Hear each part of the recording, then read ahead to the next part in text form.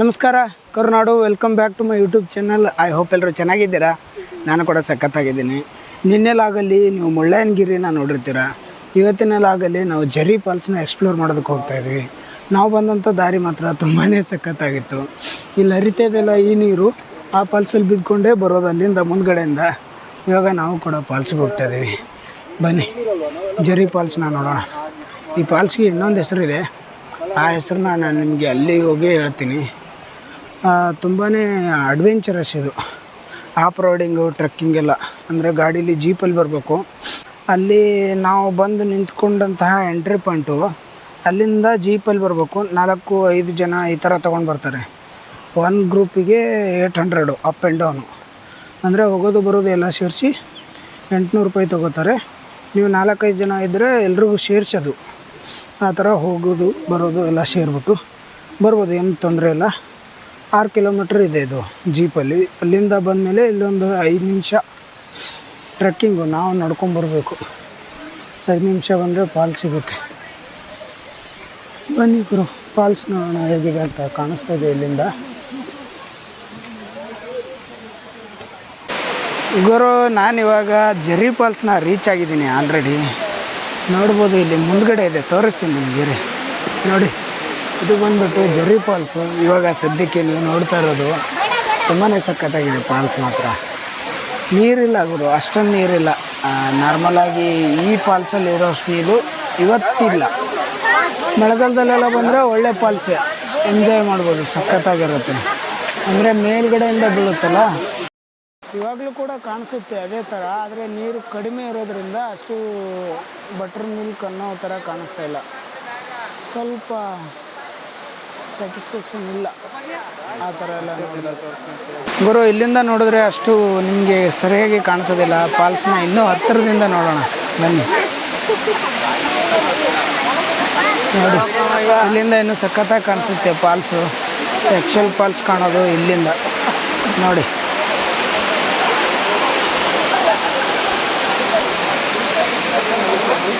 ನೋಡಿ ಗುರು, ಇಲ್ಲಿಂದ ಕಾಣಿಸ್ತಾ ಇದೆ ಫಾಲ್ಸು. ಮೇಲ್ಗಡೆಯಿಂದ ಬೀಳ್ತಾ ಇರೋ ನೀರು ಇಲ್ಲಿವರೆಗೂ ಬರ್ತಾ ಇದೆ ಗುರು. ಹನಿಗಳು ನೀರಿಂದು ಅಷ್ಟು ವೇಗವಾಗಿ ಬೀಳ್ತಾ ಇದೆ. ಅಂದರೆ ಪೂರ್ತಿ ಮೇಲಿಂದ ಬೀಳುತ್ತಲ್ಲ, ಮೇಲಿಂದ ಬೀಳೋದ್ರಿಂದ ಅದರದ್ದು ಸ್ಪೀಡ್ ಜಾಸ್ತಿ ಆಗುತ್ತೆ ನೀರ್ದು. ಈ ಥರ ಬಿದ್ದಿರೋ ನೀರು ನೋಡಿ, ಮೇಲ್ಗಡೆಯಿಂದ ಬರುತ್ತೆ. ಅಲ್ಲಿಂದ ಬಿದ್ದಿರೋ ನೀರು ಈ ಥರ ಬಿದ್ದು ಈ ಥರ ಕೆಳಗಡೆ ಹೋಗುತ್ತೆ, ಈ ಕಡೆ ಹೋಗುತ್ತೆ ಮುಂದೆ. ಸದ್ಯಕ್ಕೆ ಮಳೆಗಾಲ ಅಲ್ಲ, ಅಂದರೆ ಇದೆಲ್ಲ ಡಿಸೆಂಬರ್ ಮಂತಲ್ಲ. ಈ ಮಂತಲ್ಲೆಲ್ಲ ನೀರು ಅಷ್ಟು ಜಾಸ್ತಿ ಇರೋಲ್ಲ. ನೀರಿರೋ ಟೈಮಲ್ಲೆಲ್ಲ ಇಲ್ಲೆಲ್ಲ ಬರೋಕ್ಕಾಗಲ್ಲ. ನಾನು ನಿಂತ್ಕೊಂಡಿರೋ ಜಾಗದವರೆಗೂ ಕೂಡ ಇಲ್ಲಿವರೆಗೂ ನೀರು ಬರುತ್ತೆ ಮಳೆಗಾಲದಲ್ಲಿ. ಇಲ್ಲಿಂದ ಹರ್ಕೊಂಡು ಹೋಗುತ್ತೆ ನೀರು, ಅವಾಗೆಲ್ಲ ಬರೋಕ್ಕಾಗಲ್ಲ. ಸದ್ಯಕ್ಕೆ ನೋಡೋದಕ್ಕೆ ಅಷ್ಟು ದೊಡ್ಡ ಫಾಲ್ಸ್ ಅನಿಸಲ್ಲ. ಮಳೆಗಾಲದಲ್ಲಿ ಬಂದು ಎಕ್ಸ್ಪೀರಿಯೆನ್ಸ್ ಮಾಡಿದ್ರೆ ನಿಮಗೆ ಆ ಫೀಲ್ ಸಿಗ್ಬೋದು. ಇರೋ ನೀರಲ್ಲೇ ಎಂಜಾಯ್ ಮಾಡ್ತಾಯಿದ್ದಾರೆ ನೋಡಿ ಇವರು. ಇರೋದ್ರಲ್ಲೇ ಕಾಲ್ಚಿ ಹತ್ತಬೇಕು ಅಂತಾರಲ್ಲ, ಆ ಥರ ಜನ ಎಲ್ಲ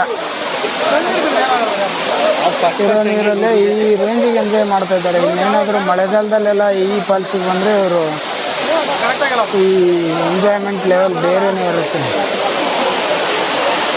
ನೀರು ಕಡಿಮೆ ಇದ್ರೂ ಕೂಡ ಚೆನ್ನಾಗಿದೆ ಗುರು. ಅಲ್ಲಿ ಬೀಳ್ತಾ ಇರೋವಂಥ ನೀರು ಇಲ್ಲಿವರೆಗೂ ಬರ್ತಾ ಇದೆ, ಹನಿಗಳು ಬಿದ್ದಿರೋ ರಭಸಕ್ಕೆ. ಸಖತ್ತಾಗಿದೆ ಫಾಲ್ಸ್, ಅದ್ರ ಬಗ್ಗೆ ಏನು ಮಾತಿಲ್ಲ. ಆದರೆ ನೀರು ಕಡಿಮೆ ಇದೆ, ಅದೊಂದೇ ಬೇಜಾರು. ಯಾರೇ ಈ ಫಾಲ್ಸ್ಗೆ ಏನಾದರೂ ಬರಬೇಕು ಅಂತ ಅಂದ್ಕೊಂಡಿದ್ರೆ, ನೀವು ಬರೋವಂಥ ಎಲ್ಲ ಪ್ಲಾನ್ಸ್ಗಳು ಕೂಡ ಮುಂಚಿನಲ್ಲಿ ಇಟ್ಕೊಳ್ಳಿ.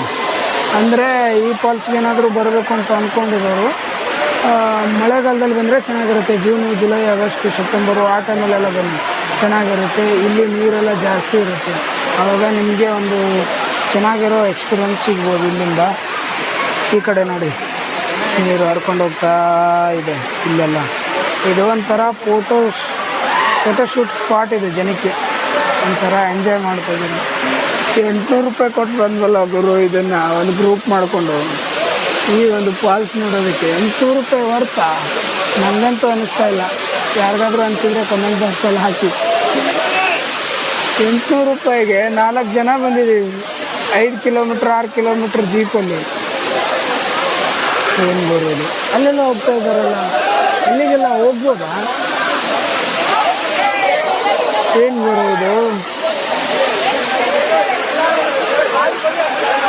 ನೋಡಿ, ಇದೆಲ್ಲ ಡಿಸೆಂಬರು, ಜನವರಿ, ಫೆಬ್ರವರಿ ಈ 3 ತಿಂಗಳು ಜನ ಜಾಸ್ತಿ ಈ ಥರ ಪ್ಲೇಸಸ್ ವಿಸಿಟ್ ಮಾಡೋದು. ಅಂದರೆ ಟೂರಿಸ್ಟ್ ಪ್ಲೇಸ್ಗೆಲ್ಲ ಜಾಸ್ತಿ ವಿಸಿಟ್ ಮಾಡ್ತಾರಲ್ಲ, ಅದಕ್ಕೆ ಈ ಕಡೆ ಎಲ್ಲ ಬಂದಿರ್ತಾರೆ ಮುಳ್ಳಯ್ಯನಗಿರಿ, ಬಾಬಾ ಬುಡನ್ಗಿರಿ ಆ ಪ್ಲೇಸ್ ನೋಡೋದಕ್ಕೆ. ಆವಾಗ ಇಲ್ಲಿಗೂ ಕೂಡ ಒಂದು ವಿಸಿಟ್ ಹಾಕ್ಕೊಂಡು ಹೋಗೋಣ ಅಂತ ಹೇಳ್ಬಿಟ್ಟು ಇಲ್ಲಿಗೆ ಬಂದಿರ್ತಾರೆ. ಅದಕ್ಕೆ ಜಾಸ್ತಿ ಜನ ಇವಾಗ ಇಲ್ಲಿ. ಮಳೆಗಾಲದಲ್ಲೆಲ್ಲ ಬರಬೇಕು, ನಿಮಗೆ ನೀರು ಜಾಸ್ತಿ ಇರುತ್ತಲ್ಲ ಆ ಟೈಮಲ್ಲಿ.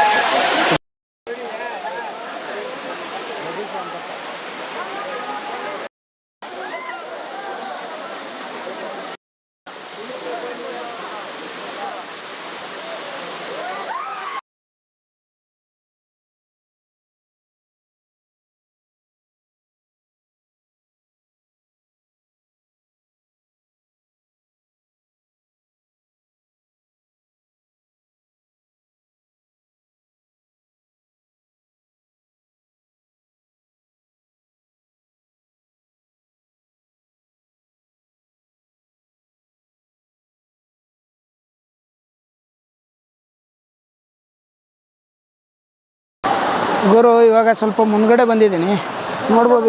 ಇಲ್ಲಿಂದ ಹರಿದು ನೀರು ಆ ಕಡೆ ಹೋಗುತ್ತಲ್ಲ, ಇವಾಗ ಇಲ್ಲಿ ಬಂದಿದ್ದೀನಿ. ಇಲ್ಲಿಂದ ನೋಡಿ ಫಾಲ್ಸ್ ಯಾವ ರೀತಿ ಕಾಣಿಸ್ತಾ ಇದೆ ಅಂತ. ಸಖತ್ತಾಗಿದೆ ಅಲ್ಲ, ಇದು ಚೆನ್ನಾಗಿದೆ ಅಲ್ಲಿಗಿಂತ. ನೀರು ಜಾಸ್ತಿ ಇದ್ದರೆ ಇನ್ನೂ ಚೆನ್ನಾಗಿರ್ತಿತ್ತು ಗುರು.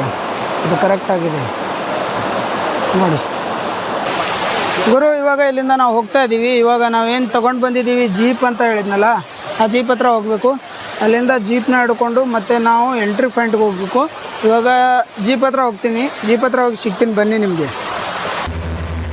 ಗುರು ನಾವು ಇವಾಗ ಫಾಲ್ಸ್ನ ಮುಗಿಸ್ಕೊಂಡು ರಿಟರ್ನ್ ಹೋಗ್ತಾ ಇದ್ದೀವಿ. ನೋಡಿ, ಇದು ಹಳೆಯ ಕಾಲದ ಓವಿರಾಯನ್ ಕಾಲದ ಜೀಪು. ಈ ಜೀಪ್ನ ಈ ರೀತಿ ಹೊಡಿತಾ ಇದ್ದೀರಾ. ಮತ್ತೆ ಒಳ್ಳೆ ಜೀಪ್ ಸಿಕ್ಕರೆ ಯಾವ ರೀತಿ ನೀವು ಹಂಗೆ ಗಾಳಿಲಿ ಹೋಗುತ್ತೆ ನಿಮ್ಮದು. ತುಂಬ ಪವರ್ಫುಲ್ಲು, ಡ್ರೈವರ್ ಮಾತ್ರ ಮಾತಾಡಂಗೆ ಇಲ್ಲ ನೋಡಿ. ಎಲ್ಲೆಲ್ಲ ಹೋಗ್ತಾ ಇದ್ದಾರೆ ಡ್ರೈವರು. ಆಫ್ ರೋಡಿಂಗ್ ಫುಲ್ಲು ನಮ್ದು ಇವತ್ತು. ಆಕ್ಚುಲ್ ರೋಡೇ ಅಲ್ಲ ಗುರು. ನೋಡಿ ಯಾವ ರೀತಿ ಇದೆ ಅದು, ಫುಲ್ ಆಫ್ ರೋಡಿಂಗ್. ಈ ರೀತಿ ರೋಡಲ್ಲಿ ಯಾಕೆ ಹೋಗಿರಲ್ಲ.